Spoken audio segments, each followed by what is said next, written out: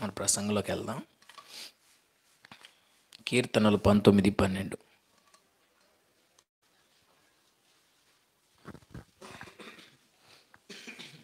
కీర్తనలు 19:12. కీర్తనల గ్రంథం 19వ అధ్యాయం 12వ వచనం, పేజ్ నెంబర్ 461. తన పొరపాటులు కనుగొనగలవాడెవడు? నేను రహస్యముగా చేసిన తప్పులు క్షమించి నన్ను నిర్దోషినిగా తీర్చుము. Once again. మరొకసారి చదువుకుందాం. తన పొరపాటులు కనుగొనగలవాడెవడు? నేను రహస్యముగా చేసిన తప్పులు క్షమించి నన్ను నిర్దోషినిగా తీర్చుము. హల్లెలూయా. ప్రార్థన చేస్తున్నాడు. నేను రహస్యంగా చేసిన తప్పులు క్షమించి నన్ను నిర్దోషిగా తీర్చయ్యా. ఈరోజు టాపిక్ ఏంటో తెలుసా? Secret since. ఏంటిది? ఈ మాట పలకంగా చాలామంది గుండెలు పగిలిపోతూ ఉంటాయి, అవునా కదా? ఎక్కువ యవనస్తులు. ఎందుకనో తెలుసా? మనం చాలాసార్లు బయటికి పరిశుద్ధంగా కనబడతాం, కానీ సీక్రెట్ లైఫ్ అని పేరెత్తితే చాలా భయం వేసేస్తుంది. ఎందుకని? మనిషి బయటికి కనబడేది, సీక్రెట్ లైఫ్ పూర్తిగా వ్యత్యాసం. మనిషి బయటకు కనబడే జీవితానికి సీక్రెట్ లైఫ్కి చాలా తేడా ఉంది. బయటికి మనిషి కనబడేది ఒక విధంగా ఉంటుంది, సీక్రెట్గా జీవించే జీవితం మరొక విధంగా ఉంటుంది. ఈరోజు నేను చెప్పాలనుకున్న టాపిక్ సీక్రెట్ లైఫ్, రహస్య జీవితం. అసలు మనిషి ఎప్పుడు బయటకు వస్తాడో తెలుసా? నలుగురితో ఉన్నప్పుడు కాదు, సింగిల్గా ఉన్నప్పుడు. ఒక యవనస్తుల్లో ఉన్న అసలు వ్యక్తి ఎప్పుడు బయటకు వస్తాడో తెలుసా? అందరితో ఉన్నప్పుడు కాదు, రూమ్లో ఒక్కడే సింగిల్గా ఉన్నప్పుడు నీలో ఉన్న రియల్ మ్యాన్ బయటకు వస్తాడు. అది ఆడే నిజమైనోడు. బయట కనబడేది మొత్తం యాక్టింగ్. పబ్లిక్లో ఉన్నప్పుడు, ప్రజల్లో ఉన్నప్పుడు, అందరితో కలిసి ఉన్నప్పుడు నువ్వు జీవించే జీవితం అంత మ్యాన్. రియల్ పర్సన్ ఎప్పుడు బయటకు వస్తా అంటే నువ్వు అలోన్గా ఉన్నప్పుడు బయటకు వస్తా. నా ప్రియమైన సహోదరులారా, నేను ఏమని ప్రార్థన చేసి వచ్చాను తెలుసా? దేవా, సీక్రెట్ సిన్స్, రహస్య పాపముల గురించినటువంటి ఈ ప్రసంగం అనేక మంది రహస్య జీవితాలను పరిశుద్ధపరచాలి, అనేక మంది రహస్య పాపముల నుండి విడిపింపబడినట్లు చేయునుగాక. ఏదో కేవలం ప్రసంగించి వెళ్ళిపోవడం కాదు. ఈ ప్రసంగం ద్వారా మీరు మీ సీక్రెట్ లైఫ్ పరిశుద్ధపరచబడాలి. ఆమేన్ చెప్పండి. ఈ ప్రసంగం ద్వారా మీరు రహస్య పాపములు ఒకవేళ చేయుచున్న స్థితిలో ఉంటే వాటి నుండి విడుదల పొందుదురుగాక. ఆ సీక్రెట్ సిన్స్ యొక్క కాడి యేసునామములో బ్రేక్ అగునుగాక. దావీదు భక్తుడు అంతటి వాడే ఏమంటున్నాడో తెలుసా? తన పొరపాటులు కనుగొనగలవే ఆయన పబ్లిక్గా ఒప్పుకుంటున్నాడు. ఏమని? నేను రహస్యంగా ఎన్నో తప్పులు చేశాను. నేను రహస్యంగా చాలా పబ్లిక్కి చూసేవారి దృష్టికి నేను చాలా నీతిమంతుణ్ణి, బట్ నేను రహస్యంగా చాలా తప్పులు చేశానంటున్నాడు. అయితే దేవుని దగ్గర పబ్లిక్గా ఒప్పుకుంటున్నాడు, నేను రహస్యంగా ఎన్నో తప్పులు చేశానయ్యా, వాటిని క్షమించి నన్ను తీర్చుము. ఈరోజు మనము దేవుని సన్నిధిలో దావీదు వలె పశ్చాత్తాపపడాలి. దేని గురించి? మన సీక్రెట్ లైఫ్ గురించి. ఒంటరిగా నిన్ను రాత్రి వేళల్లో, నైట్ టైంలో, ఇంట్లో ఎవ్వరు లేరు, అందరూ ఊరెళ్ళిపోయారు, నైట్ టైం ఇంట్లో ఒక్క వ్యక్తివే ఉన్నావు, నీ చేతిలో మొబైల్ ఉంది, నువ్వు ఏం బ్రౌజ్ చేస్తున్నావు అనే దాని మీదే నీలో ఉన్న రియల్ మ్యాన్ ఆధారపడి ఉన్నాడు. నువ్వు ఒంటరిగా సింగిల్గా ఉన్నావు, ఎవ్వరు లేరు, ఎవ్వరు నిన్ను చూడట్లేదు, తలుపు కూడా గడి పెట్టేశావు. ఆ టైంలో నీ మొబైల్లో జరుగుతున్న దేని గురించి ఉంది అనే దాని మీదే నీ నిజమైన పురుషుడు ఆధారపడి ఉండలే గనక ఎవ్వరు లేరు రూమ్లో, తలుపేసేసుకుని ఒక వ్యక్తిగా ఉన్నావు. నీ గనక మొబైల్ ఫోన్ ఇచ్చి ఇంటర్నెట్ ఆన్ చేసి ఇస్తే నువ్వేం బ్రౌజ్ చేస్తావు? నాన్న మీ వాక్యమే పెట్టుకొని వింటాను. ఊరుక, నిజం చెప్పు. వింటే సతీష్ గారి వాక్యం కానీ, ప్రవీణ్ గారి వాక్యం కానీ, లేకపోతే యోహానన్ వాక్యం కానీ, అబ్రహాం అన్న వాక్యం కానీ. ఊరుకో, సింగిల్గా ఉన్నప్పుడు సంగతి చెప్పు. ఇంకా నేను చెప్పాల్సిన అవసరం లేదు. ఆ టైంలోనే చెప్పాగా, ఇన్నర్ మ్యాన్ బయటకు వస్తాడు. కాబట్టి ఈరోజు ఈ ప్రసంగం ద్వారా మీ సీక్రెట్ లైఫ్ పరిశుద్ధపరచబడును గాక. నువ్వు బయట పబ్లిక్లో, ఇదిగో మందిరంలో ఉన్నప్పుడు, అందరి ముందు ఉన్నప్పుడు జీవించింది కాదు హోలీ లైఫ్. నువ్వు అలోన్గా ఉన్నప్పుడు జీవించిందే హోలీ లైఫ్. సింగిల్గా ఉన్నప్పుడు జీవిస్తావు చూసావా పరిశుద్ధంగా, అదే నిజమైన హోలీ లైఫ్. ఈ సందేశం ద్వారా ఒకవేళ మీరు రహస్య పాపములు చేయుచున్న వారైనట్లయితే నుండి విడుదల పొందుదురుగాక. మనం గనక ఆ పాపాలని దేవుని సన్నిధానంలో ఒప్పుకొని వీలైనంత త్వరలో వదిలిపెట్టకపోతే ఏం జరిగింది తెలుసా? నాతాను ప్రవక్త వచ్చి దావీదుతో అంటారు, ఒక స్టోరీ చెప్తారు. ఆ స్టోరీ విన్న తర్వాత డేవిడ్ గారు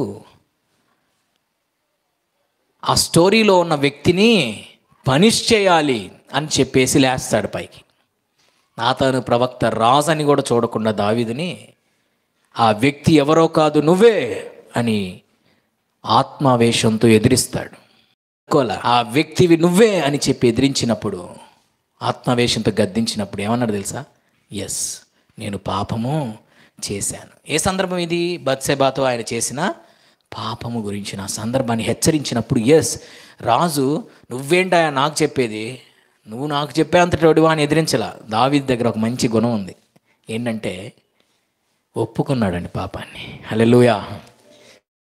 దైవజనుడు వచ్చి హెచ్చరించినప్పుడు, నీ లైఫ్ ఇలా ఉందని గద్దించినప్పుడు, రాజు స్థానంలో ఉండి కూడా ఒక్క మాట చెప్తే చంపేస్తారు నాతాన్ని, ప్రవక్తని. కానీ వెంటనే లోబడిపోయి తన పాపాన్ని ఒప్పుకున్నాడు. ఎస్, నేను పాపం చేశానని క్లియర్గా రాసి ఉంటుంది, నేను పాపం చేశానని చెప్తాడు. అయితే దేవుడు ఏమన్నాడు తెలుసా? నీవు రహస్యంగా దీన్ని చేసావు కదా, ఎమ్ ఐ రైట్?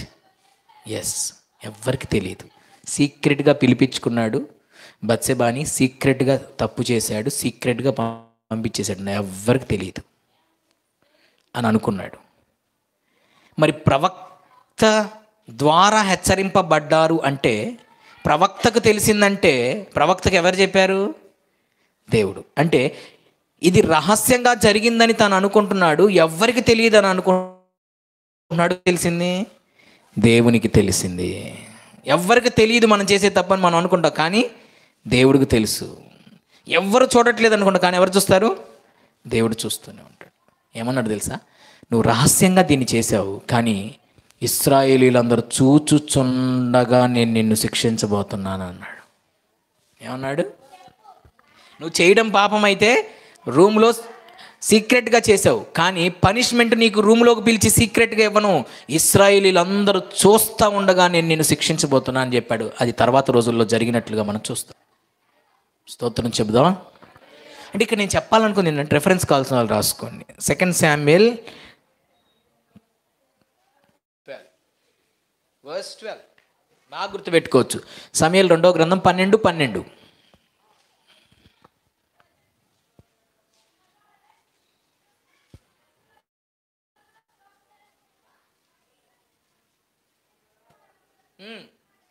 కనబడలేదా? చదవండి. పగటి అందు వాడు వారితో సైనించును. నీవు ఈ కార్యము రహస్యముగా చేసితివి గాని ఇశ్రాయేలీయులందరూ చూచుచుండగా పగటి అందే నేను చెప్పిన దాన్ని చేయింతును అనెను. చూసారా, ఒక పదం ఉంటుంది అంటలే, ఎప్పుడు ఇస్తాను నేను? పగటి అందు అందరూ చూస్తుండగా ఇస్తాను దీని ఫలితాన్ని.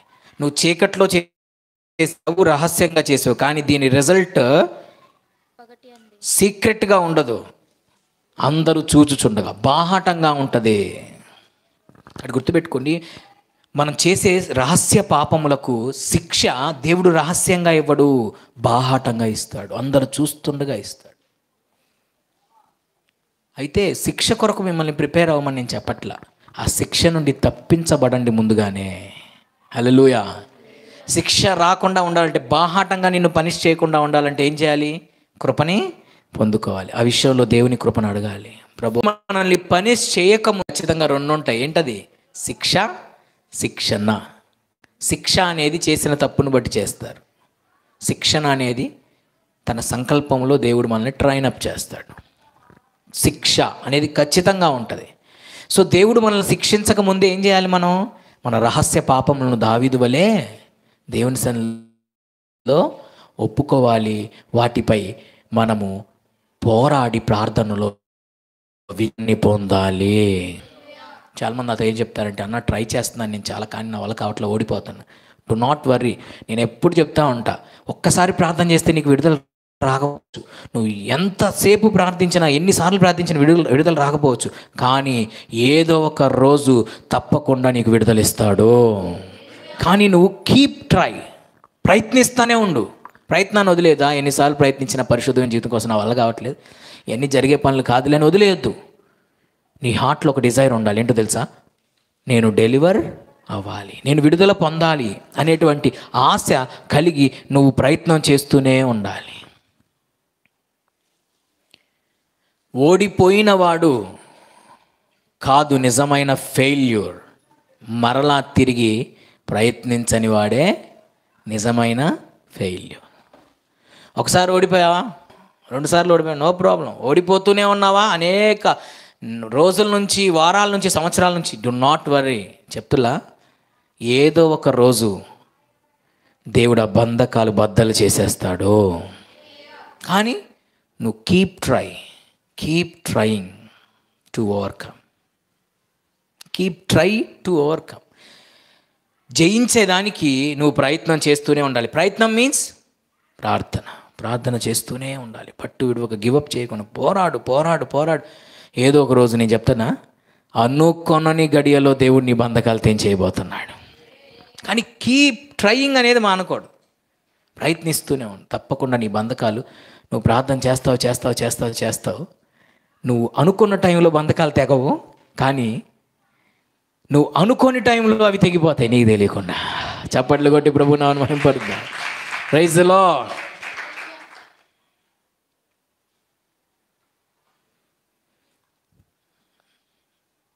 ఇక్కడ తన పొరపాటును కనుగొనగలవాడెవడు అని రాశాడు కదా తెలుగు ట్రాన్స్లేషన్లో. కీర్తనలు 19లో 12లో ఏమని రాశాడు? తన పొరపాట్లు కనుగొనగలవాడెవడు. తన పొరపాట్లు కనుగొనగలవాడెవడు అని రాశారు కదా. నేను ఇంకొక ట్రాన్స్లేషన్లో చదివాను, ఇలా రాస్తుంది ఏంటంటే, తన హృదయములో దాగి ఉన్న పాపమును కనుగొనగలవాడెవడు. పొరపాటు మీన్స్, అనదర్ ట్రాన్స్లేషన్లో, తన హృదయములో దాగి ఉన్న పాపమును కనుగొనగలవాడెవడు. అందరూ పైకి అందరూ చెప్పండమ్మా, పైకి అందరూ పరిశుద్ధులే, కానీ దాక్కోనుంది పాపం. That is called secret sin. దాగి ఉంది పాపము. ఎక్కడా? చెట్ల చాటును కనుక ఆదాము దాగి ఉన్నట్లుగా పాపం ఎక్కడ దాగి ఉంది? హృదయం లోపల దాగి ఉంది. దాన్నే అంటారు సీక్రెట్ సిన్. దీనికి కొన్ని పేర్లు ఉన్నాయి, డిఫరెంట్ ట్రాన్స్లేషన్స్లో నేను చదివాను. హిడెన్ ఫాల్ట్స్ అని ఒక ట్రాన్స్లేషన్లో వాడారు, హిడెన్ ఫాల్ట్స్. ఇంకో ట్రాన్స్లేషన్లో సీక్రెట్ ఈవిల్ అనే పదం, ఇంకో ట్రాన్స్లేషన్లో సీక్రెట్ ఎర్రర్స్ అనే పదాన్ని వాడారు, ఇంకో ట్రాన్స్లేషన్ సీక్రెట్ సిన్స్. ఇవన్నీ ఒకటే కదా, డిఫరెంట్ వర్డ్స్ అంతే. తన పొరపాటులు కనుగొనగలవాడెవడు. మీరు పొరపాటు అనగానే లైట్గా తీసేసుకుంటారు కదా. పొరపాట్లేండి, ఏదో అలవాట్లో పొరపాటు అంటే అర్థం తెలియక చేసింది. పొరపాటు అయిపోయిందండి, పొరపాటు తెలియక చేసింది. అక్కడ దాని అర్థం అది కాదు. పొరపాటు అనే ప్లేస్లో మీరు ఏమి గుర్తుపెట్టుకోవాలి? నీ హృదయములో దాగి ఉన్న పాపం, హిడెన్ ఫాల్ట్, హిడెన్ సిన్స్, దాచబడిన ఆ పాపము కనుగొనగలవాడు ఎవడు మీలో? స్తోత్రం. పైకి అందరూ పరిశుద్ధులే, కానీ మీలో ఎవరు మీ హృదయంలో దాక్కొనున్న పాపం, సీక్రెట్ సిన్ని కనుగొని దాన్ని బయటికి తీసుకురాగలరు? దేవుడికి స్తోత్రం. మోజెస్ నీ చెప్పులు విడుము, నీవు నిలిచి ఉన్న చోటు పరిశుద్ధ భూమి. ఏ భూమి? చాలామంది మీ చెప్పులు ఎక్కడ ఉన్నాయమ్మా? బయట ఉన్నాయి కదా. వాక్యాన్ని ఫిజికల్గానే తీసుకుంటారు, స్పిరిచువల్గా తీసుకోవాలి. మనం ఇప్పుడు ఫారినర్స్ ఉంటారు, చెప్పులు వేసుకుని వాక్యం చెప్తారు. మనం ఎలా ఫీల్ అవుతామంటే, నేను చాలా పెద్ద భక్తుడిని, వాళ్ళు చెప్పులు వేసుకొని చెప్తున్నాను, నేను చెప్పులు బయటికి వచ్చాను, నేను వాక్యాన్ని ఎంత పాటిస్తున్నాను కదా. అసలు దాని స్పిరిచువల్ మీనింగ్ ఏంటి? చెప్పులు అనేది రహస్య పాపానికి గుర్తుగా ఉంది. ఎలా రహస్య పాపం అవుతుందండి? చెప్పులు కింద నువ్వు పేడ తొక్కొచ్చావు, ఇంకోటి ఏమైనా తొక్కొచ్చావు, ముళ్ళు ఒకటి తొక్కొచ్చావు, మట్టి తొక్కొచ్చావు, బురద తొక్కొచ్చావు, కనబడిద్దా? ఎక్కడుంటుంది? చెప్పుకి అడుగు ఉంటుంది. అందరూ ముక్కులు మూసుకుంటూ ఉంటారు, ఎక్కడి నుంచి వస్తుంది స్మెల్? అందరూ బాగానే స్నానాలు చేసే వచ్చారే, సెంట్లు కొట్టుకొని వచ్చారు, ఎక్కడి నుంచి వస్తుంది? ఎక్కడుంది? అది దాగి ఉంది. ఎక్కడ? చెప్పులు కింద ఉంది. ఒకసారి అందరు చెప్పులు చూసుకోండి అమ్మా, ఎక్కడన్నా తొక్కకూడదు, తొక్కారేమో ఒక్కొక్కరు చెక్ చేసుకుంటే ఎవడో ఒకరి దగ్గర బయటపడుతుంది అనమాట. Secrets life, secret sin. చెప్పులు దేనికి సాదృశ్యం అంటే మన రహస్య జీవితం. ప్రభు అన్నాడు, నీ చెప్పులు బయట విడు. ఇదేంటి? పరిశుద్ధ భూమి. అనగా దేవుని దగ్గరకు వచ్చేటప్పుడు నీ రహస్య జీవితాన్ని, నీ రహస్య పాపాలని వదిలిపెట్టి రావాలి. చప్పట్లు కొట్టి ప్రభు నామమును మహింపరుద్దాం. Praise God. స్తోత్రం చెప్పండి. పేతురు కాళ్ళు కడుగుతాను రాయ్యా. ప్రభువా, నువ్వు నా కాళ్ళు కడగడం ఏంటి? వద్దు ప్రభా, అమ్మో నీ చేత కాళ్ళు కడిగించుకోవాలా? No no no. ప్రభు అన్నాడు, నేను నీ పాదాలు కడగకపోతే నాతో నీకు పాలు పంపులే లేవు అన్నాడు. వామ్మో, అట్లయితే తలకాయ కూడా, చేతులు కూడా కడుగు ప్రభు. ఓవర్ యాక్షన్ ఎక్కువ సార్కి. ఫస్ట్ పాదాలు కడుగుతానంటేనే వద్దన్నాడు. నాతో నీకు పాలు పంపులు లేవంటే, ప్రభు నా తల నా చేతులు కూడా కడుగుము. ప్రభు అన్నాడు, స్నానం చేసినోడు కాళ్ళు కడుక్కుంటే చాలు అన్నాడు. దేవునికి స్తోత్రం. పాదములు అనగా ఏంటది? రహస్య జీవితము. పాదములు అనగా, పాదముల కింద ఉన్నది మనకు కనబడుతుందా? ధూళి కానీ డస్ట్ కానీ కనబడదు. Secret life. యేసుక్రీస్తు ప్రభు శిష్యుల పాదములను కడిగాడు. యేసయ్య మన పాదములు కడగాలి. మన రహస్య జీవితము కడగబడాలి. మన సీక్రెట్ లైఫ్ కడగబడాలి. యేసుక్రీస్తు ఒక్కడికి అది సాధ్యము. మన సీక్రెట్ లైఫ్ని హోలీ లైఫ్గా మార్చడం. ఆయన మన పాదములు కడగాలి. మన secret life through Jesus Christ, యేసుక్రీస్తు ద్వారా కడగబడునుగాక, పరిశుద్ధపరచబడును చేస్తున్నాడు. Lord please make me clean from my secret since.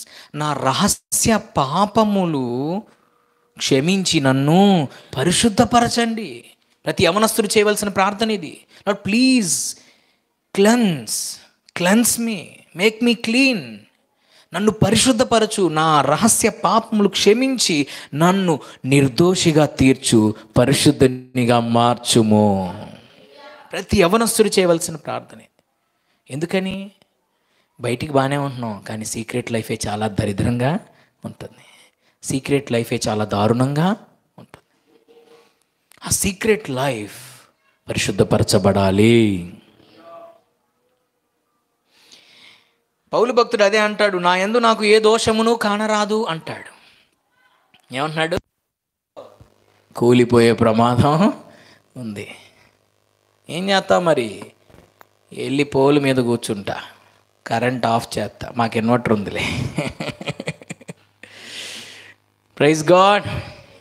దేవుని పనిని ఆపడం సైతాన్ వల్ల కాదు. ఇన్వర్టర్ బ్యాటరీ అయిపోయేటట్టు చేస్తాను, మైకు లేకుండా చెప్తా, ఆగదు. హల్లెలూయా. కాబట్టి పాల్ గారు అంటారు, నా యందు నాకు ఏ దోషమును కానరాదు. నా యందు నాకు ఏ దోషం కానరాదు. ఎవరైనా చూసుకోండి, మనలో మనకి ఏ తప్పు, ఐఎమ్ ఆల్వేస్ పర్ఫెక్ట్. అమ్మా, మనంత పర్ఫెక్ట్ ఎవడు లేడు అనుకుంటాడు.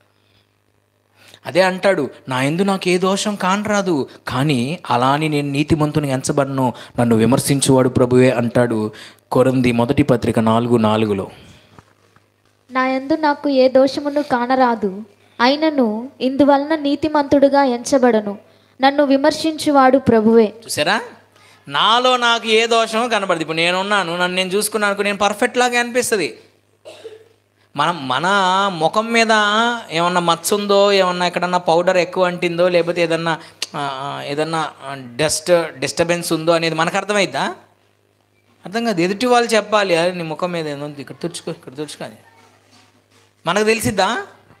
మన పాపాలు మనకు తెలియవు. అదే అంటాడు పాల్ గారు, నా అందు నాకు ఏ దోషం కానరాదు, అలా నీతిమంతునని ఫీల్ అవ్వను నేను, ఎందుకంటే నన్ను విమర్శించేవాడు ఒకడు ఉన్నాడు, ఆయన ప్రభువే. మన రహస్య పాపాలని ఒప్పుకొని విడిచిపెట్టకపోతే నష్టం ఏంటి? చెప్పాను ఇందాక, రహస్యముగా చేసిన పాపానికి దేవుడు బాహాటముగా శిక్షను విధించే రోజు వస్తుంది. ఆ రోజు రాకుండా ఉండాలంటే ముందుగానే ప్రభు సన్నిధిలో రహస్య పాపాలను దావీదు వలె ఒప్పుకొని క్షమాపణను పొందాలి, పరిశుద్ధపరచబడాలి. అదే కీర్తన 40:12 అంటాడు. కీర్తన 40:12 అంటాడు, లెక్కలేని అపాయములు నన్ను చుట్టుకొని ఉన్నవి, నా దోషములు నన్ను తరిమి పట్టుకొనగా. చూసారా? నెక్స్ట్, నా దోషములు నన్ను తరిమి పట్టుకొనగా నేను తల ఎత్తి చూడలేకపోతిని. చాలు. మన దోషములు ఒకరోజు మనల్ని పట్టుకుంటాయి. మన దోషములు, మన పాపములు ఏదో ఒక రోజు మనల్ని పట్టుకుంటాయి. సంఖ్యాకాండంలో మనం చదువుతాం కదా, వారి పాపము వారిని పట్టుకొనును. పాపం ఏం చేస్తుందంట? పట్టుకుంటుందట. చాలామంది తెలీదు, ఏముంది నాకు తప్పు చేయాలనిపించింది, చేసేసాను, అవుట్ అయిపోయింది, ఇంక నన్ను ఎవరు చూడలేదు, కథం అనుకుంటాం. కానీ చేసిన పాపం అంట ఇంటి వాకిట పొంచి ఉంటుందంట, పాములాగా పొంచి ఉంటుందట. పాము కనుక పగబట్టి మనం ఎప్పుడు బయటకు వస్తే కాటేద్దామని పొంచి ఉన్నట్టు పాపము కూడా పొంచి ఉంటుందని మనం హేబేల్ కయ్యూన్ హిస్టరీ చదివినప్పుడు మనకు అక్కడ ఉంటుంది. పాపము వాకిట పొంచి ఉంటుంది. ఆ పాపము ఎప్పుడు ఎలా నిన్ను పట్టుకుంటుందో తెలియదు. ఆ పాపం ఎప్పుడు ఎలా మనల్ని పట్టుకుంటుందో తెలియదు. అదే అంటున్నాడు, నా దోషము నన్ను తరిమి పట్టుకొనగా నేను తల ఎత్తుకోలేని వాడిని అయితేనే. పాపం చేసే పని ఏంటో తెలుసా? నిన్ను తలను ఎత్తుకోనివ్వకుండా చేస్తుంది. ప్రభు అన్నాడు, ధైర్యం తెచ్చుకొని మీ తలలు పైకెత్తుకొనుడి, మీ విడుదల సమీపించబోతుంది. హల్లెలూయా. విడుదల మొన్న చెప్పాను, మరణమిచ్చు విడుదల అనే సబ్జెక్ట్లో చెప్పాను. మరణమిచ్చు విడుదల మీ విడుదల దగ్గరలోనే ఉంది. ధైర్యంగా తల్ల పైకెత్తుకోండి, ధైర్యంగా తల్ల పైకెత్తుకోండి, మీ విడుదల దగ్గరలోనే ఉంది. అది ఆయన రాకడ కావచ్చు, మన పోకడ కావచ్చు. పరిశుద్ధులకు ఏది సంతోషం? దేహ విమోచన జరగాలి. అమ్మో, ఈ దేహంలో ఉన్నంతసేపు అమ్మో ఈ శత్రువుగాన్ని చాలా ఒక కంట కనిపెట్టే ఉండాలి. ఎప్పుడు కాటేస్తాడో వీడు తెలియదు. ఎవరో శరీరం అనే శత్రువు ఎప్పుడు మనల్ని కాటేస్తాడో తెలియదు, ఎప్పుడు మనల్ని తొక్కేస్తాడో తెలియదు.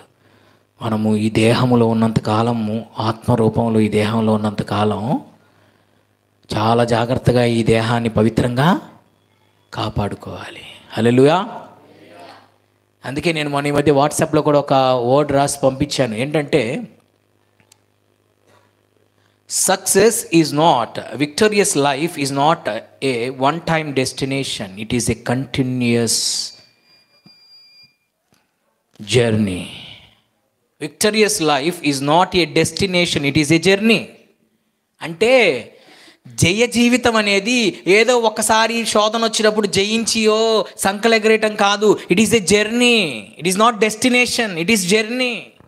జయ జీవితం అనేది ఒక జర్నీ. జయ జీవితం చేస్తూ వెళ్ళాలి మరణం వరకు. హల్లెలూయా. అంతేగాని ఒక్కసారి ఏదో ఒక శోధన మీద జయం పొంది ఆహా నా అంత లేడు జయ వీరుడు అని చెప్పేసి డాన్స్ వేస్తే కుదరదు. It is not a destination, it is a journey. అది డెస్టినేషన్ కాదు. జయ జీవితం అనేది డెస్టినేషన్ కాదు, అది జర్నీ. అంటే అర్థం ఏంటి? ఒక్కసారి జయించి సంకలు ఎగరేస్తే కుదరదు, జయిస్తూ వెళ్ళాలి మరణం వరకు. కాబట్టి గుర్తుపెట్టుకోండి, దోషము మనల్ని తల ఎత్తుకోకుండా చేస్తుంది. చూడండి, తప్పు చేసిన వాడిని పోలీసులు పట్టుకుంటే దొంగ ఎలా ఉంటాడు? చెప్పండి. తల దించుకుని. అప్పుడప్పుడు పోలీసులు దొంగల్ని పట్టుకున్నప్పుడు, దొంగతనాలు చేసిన వాళ్ళని పట్టుకున్నప్పుడు టీవీల్లో చూపిస్తూ ఉంటారు, తలకి ఏదన్నా మాస్క్ వేసి. ఏం చేసి ఉంటారు వాళ్ళు? తల దించుకుని ఉంటారు. పాపము నిన్ను తల దించుకునేటట్టు చేస్తుంది. ధైర్యంగా తల ఎత్తుకోలేము. అంటుంటాడు అప్పుడప్పుడు, నిర్దోషమైన చేతులను శుద్ధమైన హృదయమును నేను ఉంచుకున్నాను, దానివల్ల ఉపయోగం ఏంటి అని అంటూ ఉంటాడు అనమాట 73లో. సో చేతులు దేనికి సాదృశ్యం? చేతులు కనబడితే కనపడవా? హృదయం కనపడిద్దా? చేతులు, నిర్దోషమైన చేతులు, శుద్ధమైన హృదయం. చేతులు బాహ్య జీవితానికి గుర్తు, హృదయము అంతరంగ జీవితానికి గుర్తు. సో మన బాహ్య జీవితం పరిశుద్ధంగా ఉండాలి, మన సీక్రెట్ లైఫ్ పరిశుద్ధంగా ఉండాలి. హల్లెలూయా. బాహ్య జీవితం పరిశుద్ధంగా ఉండాలి, హృదయము కూడా పరిశుద్ధంగా ఉండాలి. రెండాన్ని పరిశుద్ధంగా మనము ఉంచుకోవాలి. అందుకనే మన మేరీ ఉన్నారు కదా, జీసస్ క్రైస్ట్ మదర్ గర్భాన్ని ధరించారు అన్న విషయాన్ని తెలుసుకున్నటువంటి యోసేపు అంట, మీరు తర్వాత చదువుకోండి, రహస్యముగా ఆమెను విడనాడ ఉద్దేశించాను. అంటే మనసులో అనుకున్నాడు ఏమైనా వదిలిపెట్టేద్దాం సీక్రెట్గా అని చెప్పి, రహస్యంగా విడనాడాలనుకున్నాడు. కానీ నెక్స్ట్ వర్స్లోనే మీరు చూస్తే దేవదూత చెప్తుంది, జోసెఫ్ మరియను చేర్చుకొనుటకు భయపడొద్దు, ఆమె పరిశుద్ధాత్మ వలన గర్భమును ధరించింది, ఆమెను చేర్చుకో. జోసెఫ్ ఎలా అనుకున్నాడు? రహస్యంగా అనుకున్నాడు. ఎవరికన్నా తెలుసా? నరమాత్రుడికి కూడా తెలియదు. మరి దేవదూత అక్కడికి వచ్చిందంటే ఎవరు చూశారు? అది దేవుడు చూశాడు. హల్లెలూయా. అంటే నేను చెప్పాలనుకుంది ఏంటంటే, జోసెఫ్ హార్ట్లో అనుకున్న రహస్యపు ఆలోచనని ఎవరు చూడలేదు, కానీ ఎవరు చూశారు? దేవుడు చూసి తన దూతను పంపించాడు. నేను చెప్పాలనుకుని ఏంటంటే, ఎవరు చూసినా చూడకపోయినా మన సీక్రెట్ థాట్స్, మన సీక్రెట్ లైఫ్, మన సీక్రెట్ సిన్స్ ఎవరు చూసినా చూడకపోయినా ఎవరు చూస్తున్నారు? యేసయ్య చూస్తున్నాడు. హల్లెలూయా. సో కాబట్టి ఆ పాపము తరిమి మనల్ని పట్టుకుంటుంది. పాపం మనల్ని పట్టుకుంటుంది ఒకరోజు.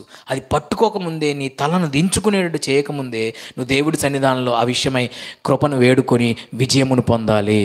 నీ రహస్య జీవితాన్ని పరిశుద్ధపరచుకోవాలి, నీ రహస్య జీవితము కడగబడాలి, నీ రహస్య పాపాలపై నువ్వు విజయాన్ని పొందాలి. దేవునికి స్తోత్రం.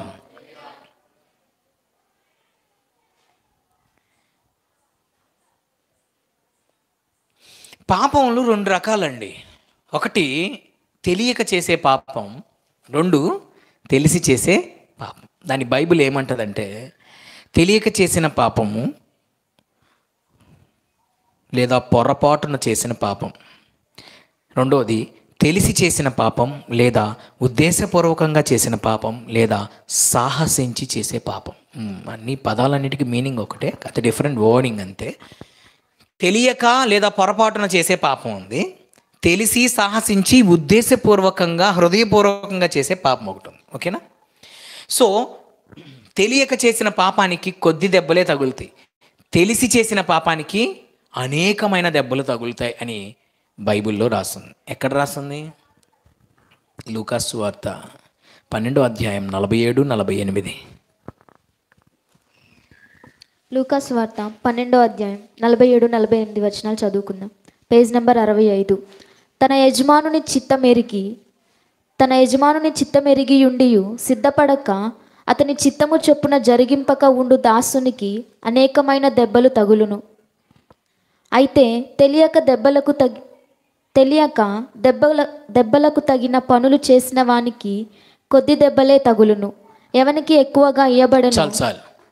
తెలియక తప్పు చేస్తే కొద్ది దెబ్బలే, తెలిసి చేస్తే అనేకమైన దెబ్బలు తగులుతాయి. కాబట్టి మనం ఎక్కువ శాతం మంది తెలియక చేస్తున్నారా, తెలిసి చేస్తున్నారా? ఎక్కువ శాతం మంది తెలిసే చేస్తున్నారు. ఎవరో తెలియక తప్పు చేసేవారు, కానీ ఎక్కువ శాతం మంది క్రైస్తవులు తెలిసి పాపములు చేస్తున్నారు. తెలిసి ఎవరైతే పాపములు చేస్తారో వారికి అనేకమైన దెబ్బలు తినవలసిన ప్రమాదం ఉంది. కాబట్టి మనం తెలిసి సాహసించి పాపం చేసేవారిగా ఉండకూడదు అని బైబిల్ చెప్తూ ఉంది. లాస్ట్ అండ్ ఫైనల్లీ 90:8 మనం చూస్తే, ఇంకా ఉన్నాయిలే చాలా, కానీ క్లోజ్ చేసేస్తున్నాను. దేవుని చేతులు నెక్స్ట్ టైం మాట్లాడదాం. 90:8